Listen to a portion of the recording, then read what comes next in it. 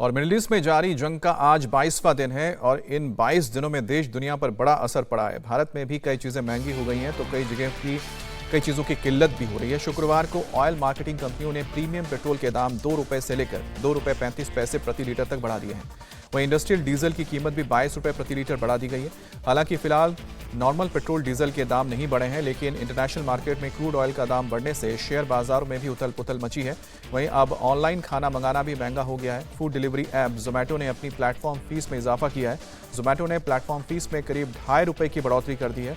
अब तक जोमैटो हर ऑर्डर पर 12 रुपए 50 पैसे देने होते थे, लेकिन अब आपको 14 रुपए 90 पैसे देने पड़ेंगे, यानी कि महंगाई चारों तरफ से अब जेब पर असर डालेगी। इससे पहले 7 मार्च से घरेलू और कमर्शियल सिलेंडर के दाम भी बढ़े हैं। हालांकि अब एलपीजी गैस बुकिंग की जो हालत है वो नॉर्मल होती जा रही है। पैनिक बुकिंग बंद हुई है। पेट्रोलियम मिनिस्ट्री के मुताबिक कमर्शियल सिलेंडर की सप्लाई बढ़ाई जा रही है।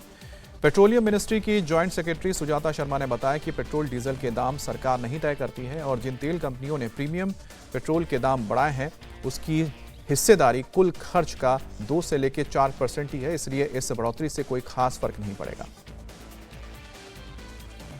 2010 से पेट्रोल और 2014 पेट्रोल और डीजल के प्राइस डीरेगुलेटेड है, उसको सरकार रेगुलेट नहीं करती है।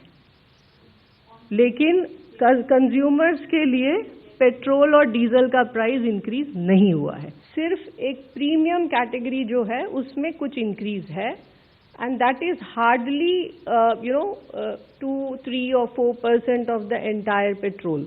बार बार हम यही कह रहे हैं कि स्थिति चिंताजनक है, लेकिन वो स्थिति नहीं है कि डोमेस्टिक कंज्यूमर को हम एलपीजी सिलेंडर ना दे पाएं और डोमेस्टिक सिलेंडर की डिलीवरी इंश्योर करने के लिए ही जितना रैशनलाइजेशन करने की ज़रूरत थी वो किया गया।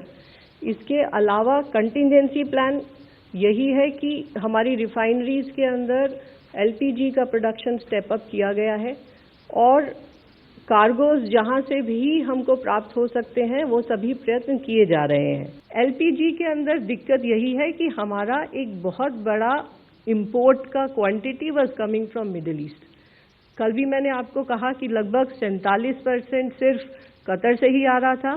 तो ये सारी चीजें जो हैं ये इम्पैक्ट करती हैं हमें और सब डाइवर्सिफिकेशन के सभी एफर्ट्स लिए जा रहे हैं।